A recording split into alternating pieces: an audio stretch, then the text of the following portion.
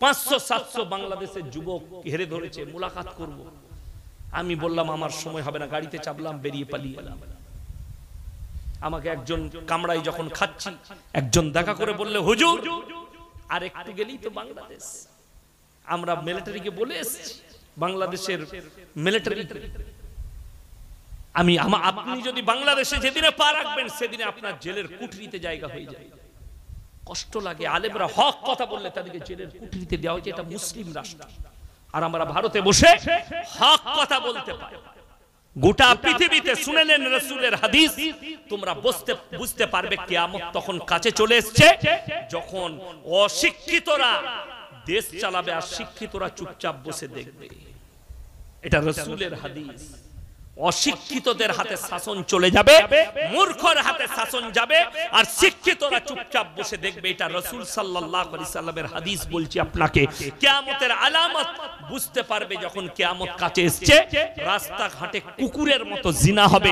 কিয়ামতের আলামত তোমরা বুঝতে পারবে সমাজের বুকে হারাম আওলাদ বেড়ে যাবে। যদি বলেন হুজুর হারাম আওলাদ কি করে বাড়বে, আপনারা জানেন না বেঈমান কাফেররা তো সেই অস্ত্রই ঢেলে দিয়েছে আপনার উপর। ভারতের সুপ্রিম কোর্ট রায় দিয়েছে সমকামিতা, ভারতের সুপ্রিম কোর্ট রায় দিয়েছে পরকিয়া যায় লিগ্যাল আছে ভারতে, ইসলামী শরীয়তে হারাম।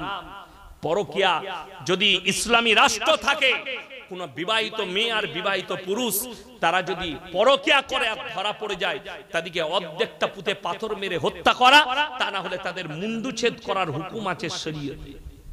কোন যদি অবিবাহিত ছেলে আর মেয়ে তারা যদি পরকিয়ায় ধরা পড়ে, তাদেরকে 100টা কুড়া মারার হুকুম আছে শরীয়তে, আর তাদের দ্বারা নামাজ পড়াতে হবে, ইস্তেগফারের আত্মদিকে ইস্তেগফার করাতে হবে। ইসলাম অত সহজ নয়। আজকে মুসলমানের কাছে বেঈমান কাফেরের আখলাক ঢুকে গেছে। তারা নাম দিয়েছে একটা, কিন্তু কাজ করাচ্ছে জিনা। আমরা বাম্মারা বুঝি না, ইংরেজি শব্দ বার করেছে, তারা নাম দিয়েছে প্রপোজ ডে, কাজ হচ্ছে জিনা করা। তারা নাম দিয়েছে আপনার ভ্যালেন্টাইন ডে, কাজ হচ্ছে জিনা করা। তারা নাম দিয়েছে রোজ ডে, কাজ হচ্ছে জিনা করা। তারা নাম দিয়েছে চকলেট ডে, কাজ হচ্ছে জিনা করা। তারা নাম দিয়েছে কিস ডে, কাজ হচ্ছে জিনা করা। এগুলো সব জিনার এক একটা পন্থা। কারা বার করেছে? ইহুদি আর নাসারাদের কালচার। এটা চলে এলো কোথায়? আমাদের কাছে, আমাদের যুবক যুবতীদের কাছে। এরা বলছে এরা পুরনো যুগের মৌলবি, এরা জানে না। এরা কি? এরা পুরনো যুগের। এখন তো মডেলিং এর যুগ। এই মৌলবিরা কি জানে মডেলিং? আল্লাহর কসম করে বলছি, রাসূলের হাদিসটা শোনো। যারা বলছো মডেলিং, আল্লাহর হাবিব বললেন আখরি জামানায় পুরনো যুগের বর্বরতার যুগের পাপগুলো মডেলিং বলে এসে তোমাদের সামনে হাজির হয়ে যাবে। সাহাবীরা কাঁদলেন, ইয়া রাসূলুল্লাহ, কেমন পাপ যেগুলো বর্বরতার যুগে আছে আর মডেলিং হয়ে চলে আসবে? সেই পাপ শুনেলেন কি? 1 নম্বর পাপ হচ্ছে জিনাটা আম হবে। এবং রাসূল বললেন যে পাপ আগে হয়ে গেছে, এখন একটা পাপ এসছে সমকামিতা, পুরুষে পুরুষে বিয়ে, নারী নারী বিয়ে। ওই বিবাহটা, ওই পাপটা কোন নবীর, একজন নবীর জামানায় ছিল। এই পাপের কারণে একটা নবীর জাতিকে আল্লাহ পুরো ধ্বংস করে দিয়েছিলেন। তিনার বিবিকে আল্লাহ জাহান্নামী ঘোষণা করে দিয়েছেন। হযরতে লূত নবী, ম্যাপ খুললে দেখতে পাবেন, পৃথিবীর ম্যাপটা যাদের বাড়িতে আছে খুলবেন আর খুলে দেখবেন, সেখানে একটা সাগরকে বৈজ্ঞানিকরা নাম দিয়েছে মরা সাগর, যেটার উপরে হযরতে লূত নবীর কওমকে আল্লাহ জিবরিল আমিনকে বললেন, ভরো তোমার ডানাটা রুটির মতো পাল্টাও। তাদেরকে রুটির মতো পাল্টানো হলো। সেই জায়গাটাকে আল্লাহ এতটা অভিশপ্ত করলেন, সেখানে একটা পোকা মাকড় কীট পতঙ্গ পর্যন্ত জন্মায় না। আজকে আমাদের সমাজের যুবক যুবতীরা পাপ করে কেন? এরা মনে করে আমরা পাপেতে লিপ্ত আছি, আমরা পাপ করব, আমরা পাপ করব। আমাদের বাপ দাদুরা নামাজ পড়ে, আমার মা তাহাজ্জুদ গুজার, আমার বাপ হাজী সাহেব, আমার বাপ আলেম, আমার বাপ অমুক হুজুরের কাছে যায়। আমি মরে যাওয়ার পরও আমার জান্নাত রেডি হয়ে যায়। এটারই দলিল দুবার পর। আমাদের দেশে তো 3 বোতল মদ খেয়ে মারা গেছে। কোথায়? বললে মুন্সিরহাটে অ্যাক্সিডেন্ট করে মারা গেছে। বলে চিন্তা নাই, ইয়াসিন হুজুরকে দাওয়াত দিয়ে আমাকে দাওয়াত দিলেন, দিয়ে মিলাদ পড়াচ্ছি।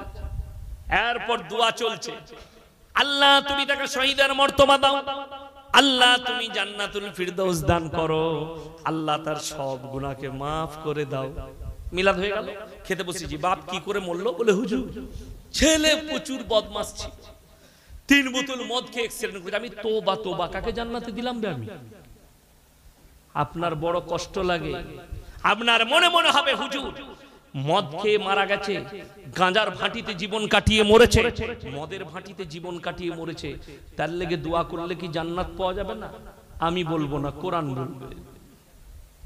আমি বললে বলবেন আপনার নিজের কালাম এটা, আমি আল্লাহর কালাম শোনাবো, আমার বাপের ডায়েরি নয়। আপনার চোখ দিয়ে দরদর করে পানি পড়বে। আল্লাহর হাবিব সাল্লাল্লাহু আলাইহি সাল্লামকে বুখারী শরীফের riwayate আছে, নবী করিম সাল্লাল্লাহু আলাইহি ওয়াসাল্লাম তিনার কাছে খবর এলো, ইয়া রাসূলুল্লাহ আপনার চাচা যান অসুস্থ অবস্থায় আছে, যে কোনো সময় মারা যেতে পারে, জাকামদানি চলছে। রাসূল ছুটে এলেন, হাতটা টিপে ধরে বললেন, হে আমার চাচা, একবার খালি কলমাটা পড়ে নাও, আমি আল্লাহর কাছে তোমার জন্য কেঁদে কেঁদে ক্ষমা চাই। আল্লাহর নবী চাচার উত্তর চলে এলো। উত্তরটা কি? হে আমার ভাইপো, আমি যদি বার্ধক্যে কলমা পড়ি, লোকে বলবে মৃত্যু ভয়ে কলমা পড়েছে, তাই আমি কলমা পড়তে পারবো না। আমার আল্লাহ রাব্বুল আলামিন সঙ্গে সঙ্গে আয়াত পাঠালেন। ঠান্ডা পানি নিয়ে আসুন তো। সঙ্গে সঙ্গে আল্লাহ আয়াত পাঠালেন, ইন্নাকা লা তাহদি মান আহবাবতা ওয়ালাকিন্নাল্লাহা ইয়াহদি মান ইয়াশা। হে আমার বিশ্বনবী, পৃথিবীর মানুষকে বলো, পৃথিবীর মানুষকে বলে দাও, হিদায়াতের দপ্তরটা আমার আল্লাহর হাতে। আমার ইচ্ছা নেই তোমার চাচা কলমা পড়তে পারবে না।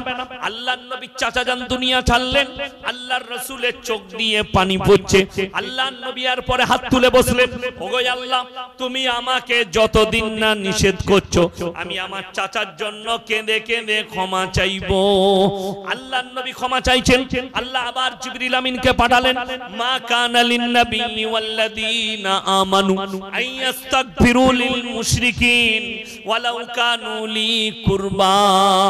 হে আমার নবী এবং মুমিনরা শোনো, আল্লাহ এখানে দুজনকে আদেশ দিলেন, এক হচ্ছে নবী এবং মুমিন।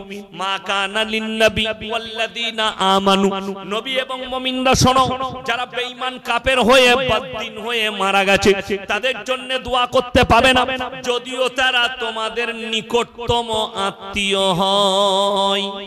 রাসূলের হাত নেমে গেল। আল্লাহ যদি নবীকে নিষেধ করে, আমি কোন ক্ষেতের মূলি? কথাটা বুঝতে পারেন? আপনি বলছেন গাঁজার ভাটিতে জীবন কাটাইছে, হুজুর আমার ছেলেকে আপনাকে যখন দেশি মুরগি খাইয়েছি জান্নাতে ঢুকতে হবে, তো হুজুরও মার খাবে, তুই তো খাবি খাবি। বড় কষ্ট ওটাই। চলুন, আপনি কি মনে করছেন?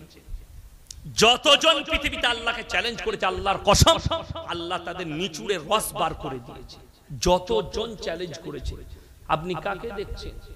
আজকে কষ্টটা কোথায় জানেন? আসামের মুখ্যমন্ত্রী হিমন্ত বিশ্ব শর্মাজি 1 মাস আগে মিডিয়ার সামনে ভোটের আগে কি বলছিল জানেন?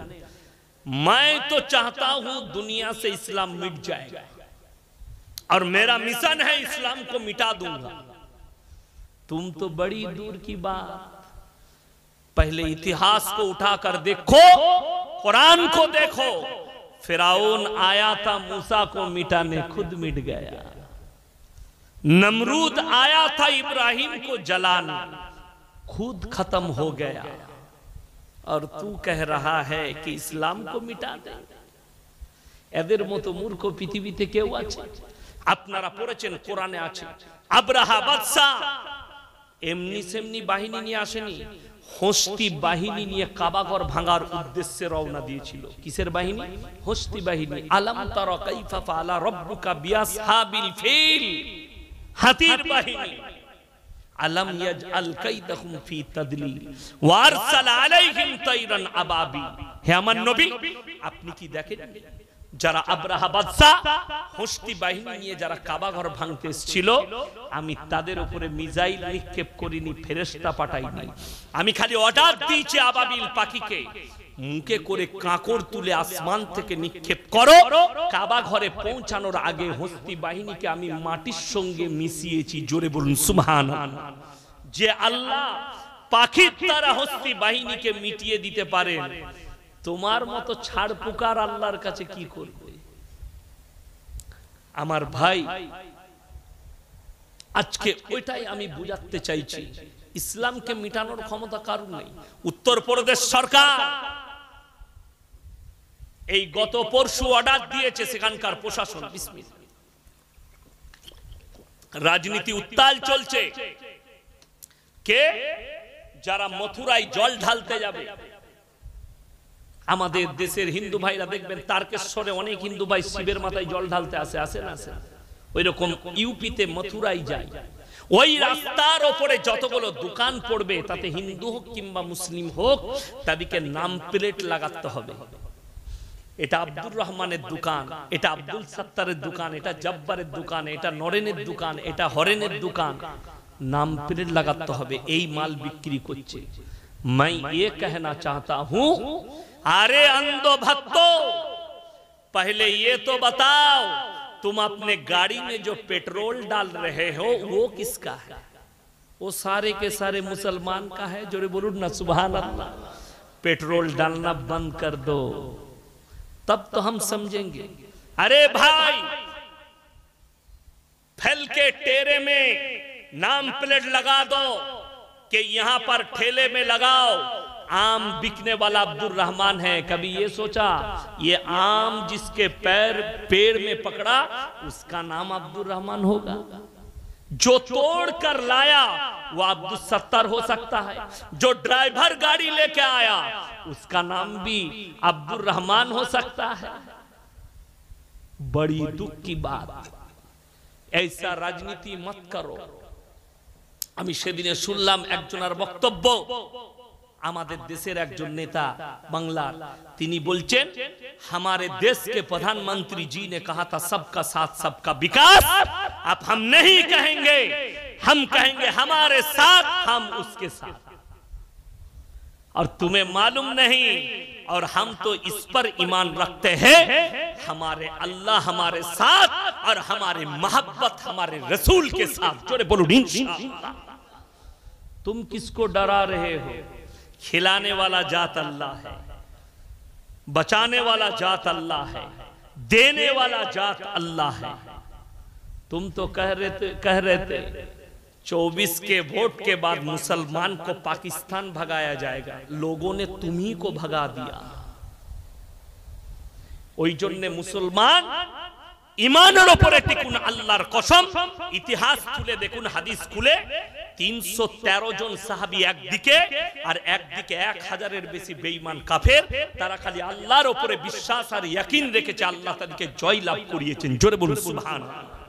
যারা মনে মনে ভাবছে মসজিদ ভেঙে দিয়ে, মাদ্রাসা ভেঙে দিয়ে মুসলমানের কাছ থেকে আল্লাহকে আর রাসূলকে মিটিয়ে দেব, তো এটা তোমাদের ভুল। ভারতের যতগুলো মসজিদ আছে সব যদি ভেঙে দাও, আল্লাহর কসম আমাদের দিল থেকে আল্লাহর আর আল্লাহর রাসূলের মহব্বত তোমরা মিটাতে পারবে না। ঠিক কিনা? জোরে বলুন। আরে কারা, আপনি কাকে ভয় করবেন? সকলে বলুন আল্লাহকে ভয় করব। জোরে বলুন ইনশাআল্লাহ। এই জানটা কার হাতে আছে? আল্লাহর হাতে। তাহলে ভয় কাকে করবেন? আল্লাহর কসম, এখানে আমরা মজমায় যারা আছি কালকে সকালে থাকবো কিনা আল্লাহ ছাড়া কেউ জানে না। জানে? যদি ওষুধে কেউ বেঁচে যেত, ডাক্তারের দ্বারা কেউ বাঁচত, পশ্চিম বাংলার জ্যোতিবাবু আগে বাঁচতেন। আমেরিকা থেকে ডাক্তার আনা হয়েছিল বাই প্লেন চিকিৎসার জন্য। আল্লাহ হায়াত দেয়নি, পৃথিবীর কোন ডাক্তার বাঁচাতে পারে। আর কোরআনে আছে ওয়ান্নাজিয়াতি গরক। আপনাদেরকে হাকিকত বলে যাচ্ছি, যারা বসে আছেন, এই যে পুকুর, পুকুরে বাচ্চারা মাছ ধরতে নামলে ডুব মারে না মারে না? আমরা ডুব মারি না মারি না? ডুব মেরে মাছ ধরি। কোরআনে আছে ওয়ান্নাজিয়াতি গরক। আমি কসম খাচ্ছি ওই ফেরেশতার, আল্লাহ নিজে কসম খেলেন, আমি কসম খাচ্ছি ওই ফেরেশতার, আমি আল্লাহ যখন হুকুম দিই মালাকুল মউতকে দ্রুত গতিতে তোমাদের কাছে পৌঁছাই, তোমাদের শরীরে ডুব মারে আর তোমাদের আত্মাকে হরণ করে সর্বপ্রথম কোথায় আনে? কোরআন। অপর জায়গায় ওয়ালাউলা ইজা বালাগাতিল হুলকুম। হুলকুম মানে হচ্ছে এই হালাকটা, এইখানে টেনে নিয়ে আসে। আনতুম হিনা ইজিন তানজুরুন। তখন তোমরা মৃত্যুশয্যায় শুয়ে যাও, তোমার জাকামদানি চলে, আর তুমি খালি ভ্যাল ভ্যাল করে তাকিয়ে দেখবে তোমার আত্মীয় স্বজন প্রতিবেশীকে, কিন্তু তোমার আর কিছু করার থাকবে না। যদি মানুষ ওই অবস্থায় বলার ক্ষমতা রাখতো, তাহলে সর্বপ্রথম যে শব্দটা বলতো সেটা বলতো, আমার যা হচ্ছে আমি জানি তোমরা সবাই কালমা বালা হয়ে যাও, ঈমান বালা হয়ে যায়, এই শব্দটাই বলতো। আমার ভাই, ওয়ান্নাশিতাতি নাশত, আল্লাহ আবার কসম খেলেন, ওই ফেরেশতার কসম, তোমাদিকে যখন কবরে শোয়ানো হয় আমার হুকুমে দ্রুত গতিতে তারা কবরে পৌঁছায়, আর তোমাদের বাঁধনগুলো খুলে দিয়ে তোমাদিকে সওয়াল আর জবাব করে। কোরআন হচ্ছে সত্য কিতাব। কি কথা বললাম? সত্য কিতাব। এটার উপরে আমাদের সবারই বিশ্বাস থাকবে, জোরে বলুন ইনশাআল্লাহ। এই বিশ্বাস যখন রাখছেন, জেনে রেখে দিবেন, এই মৃত্যু দেনে वाला আল্লাহ, হায়াত দেনে वाला আল্লাহ, রুজি দেনে वाला আল্লাহ। যদি এটা আরো জানতে চান আপনাদেরকে বলে দিই, আমাদের সমাজে, মুসলিম সমাজে সব থেকে কম বেতন ইমামের। ঠিক বললাম না ভুল বললাম? আপনি বলতে পারবেন এই হাওড়া জেলার কোন ইমাম তার বউকে রাস্তায় বার করে দিয়েছে, বরকত হচ্ছে না, 5000 বেতন দিচ্ছে, যা বন্ধন লোন নিবি, গ্রুপ লোন নিবি? ঠিক করে বলবেন। কিন্তু আপনাকে দেখিয়ে দেবো, সারাদিন রিক্সা চালিয়ে, মোটর ভ্যান চালিয়ে মাসে 30,000 রোজগার করে হারামখোরের বরকত নাই, বলছে বউকে বার করেছে, যা বন্ধন লোন আর গ্রুপ লোন নিবি যা। বড় কষ্ট লাগে। আর কোরআনে আছে ওয়াহাল্লাল্লাহুল বাইয়া ওয়া হাররামার রিবা। আল্লাহর কসম, আল্লাহ কত সত্য কথা বলেছেন। ব্যবসা হচ্ছে নবীজির সুন্নাত। যার ইচ্ছা যাবে ব্যবসা করবেন, সকলে জোরে বলুন ইনশাআল্লাহ। আপনাদের কি মনে হচ্ছে ইয়াসিন সাহেব খালি জলসা করে আর মাদ্রাসার ক্লাস করে? আমার সাইডে একটা ব্যবসা আছে, হাওড়ায় আমার বালি আসে, পাথর আসে, সাপ্লাই। বিভিন্ন জায়গায় আমার এলাকায় বালি লাগলে, পাথর লাগলে আমি সাপ্লাই দিই, ইট সাপ্লাই দিই। ব্যবসা আছে আমার, ওটা ব্যবসা। আমি যদি এক গাড়ি পাথর সেখানে দিতে পারি, আমি দুজন কি বলে দিই, ভাই তুমি 300 দিবে, তুমি 500 দিবে, 800 টাকা আমার। প্রত্যেকদিন এক গাড়ি খালে হলে 800 হলে 3 8 কত? 24,000 টাকা আমার। আমার কাছে যখন সচ্ছলতা থাকবে, ওই জন্য আমি কারো পরোয়া করি না। যদি আজকে মনে হয় আমি আজকেই জলসা ছেড়ে দিতে পারি, আল্লাহ সচ্ছলতার সঙ্গে চালাবে, কোনো কথা নেই। ওই জন্য ব্যবসা হচ্ছে রাসূলের সুন্নত। আমি ওই সুন্নত হিসাবে ব্যবসা করছি যে রাসূলের একটা সুন্নত আদায় হবে। কেন? ওয়াহাল্লাল্লাহুল বাইয়া ওয়া হাররামার রিবা। আমি তোমাদের জন্য ব্যবসাকে হালাল করেছি আর সুদকে হারাম করেছি। আর এইটা হচ্ছে বেঈমান কাফেরদের একটা বহুত বড় ষড়যন্ত্র, যে মুসলমানদের মেয়েদিকে রাস্তায় বার করে দাও, এদের হাতে সুদের পয়সা তুলে দাও। আপনি যদি বলেন হুজুর আমার বাড়িতে বরকত, বরকত কেন নাই? তুমি খালি ভেবে দেখো, জাবেদ জাফরি বলে একটা ফিল্মের আর্টিস্ট আছে, যদিও আমি আর্টিস্টকে পছন্দ করি না, তাদের কোনো জাত ধর্ম হয় না ফিল্মের আর্টিস্টদের। এরপর বলি, সে একটা কোন জায়গায় কনফারেন্স করছে, প্রেস কনফারেন্স, সেখানে একটা মুসলিমদের যুবক দাঁড়িয়ে বলে, স্যার मैं एक सवाल करना चाहता हूं, একটা প্রশ্ন করব। করো। বলে আজকে পুরো দুনিয়ার লোক দুনিয়ার পেছনে ছুটছে, এটা ঠিক কি না? কথা বলে, সবাই আমরা দুনিয়ার পেছনে ছুটছি। তিনি উত্তর দিলেন, तुम कौन से धर्म से हो? बोले मुसलमान। बोले ये मुसलमान, तू दुनिया के पीछे मत भाग, तू 1400 साल पीछे चला जा, दुनिया तेरे पीछे भागेगी। আপনারা আজ করতে পারেন, समझदारों के लिए इशारा काफी। যদি এখানে আলেম থাকতো তারা ধরে ফেলতো। তার মানে হচ্ছে তোমরা 1400 বছর পেছনে রাসূল সাল্লাল্লাহু আলাইহি সাল্লামের আখলাক আর চরিত্রতে চলে এসো, দুনিয়া তোমার পেছনে আল্লাহ ছুট করিয়ে দিবে। জোরে বলুন সুবহানাল্লাহ। আজকে দেখুন আমাদের কাছে কোটি টাকা ব্যালেন্স নেই। মাদ্রাসার আমি শিক্ষক, আমার 11,000 টাকা বেতন আমার আব্বার মাদ্রাসায়। এখান থেকে যাব, ফজরের সময় মাদ্রাসা ঢুকবো, সকাল হলে ক্লাস করব, তারপরে আবার 10টার সময় আমি ক্লাস শেষ করে বাড়ি যাই, ঘুমাই, জোহরের সময় স্ত্রী উঠাই, দুটি ভাত খাই, ক্লাস করে আবার জলসায় বেরিয়ে আসি আসরের নামাজ পড়ে। আমাকে যদি এইখানে এক্ষুনি বিছান দেন, এক্ষুনি ঘুমিয়ে যাবো, আমার কোনো ব্যাপার না, আমি এখানেই ঘুমিয়ে যাবো। এত ঘুমের অভাব আছে।